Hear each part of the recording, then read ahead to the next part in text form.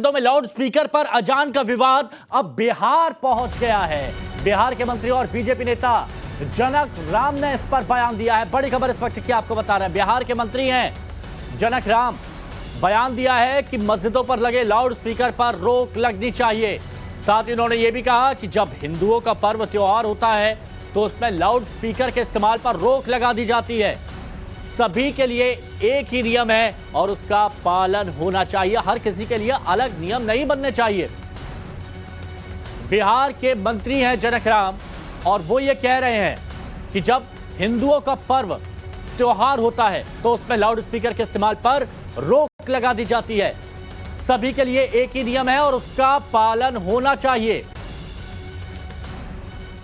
यही होली होता है, दिवाली होता है, छठ होता है, हिंदुओं के महापर्व होता है, उसमें बड़े तेज गति से आवाज़ बजाना, गाड़ी चलाना, ये इस पर रोक लग जाती है।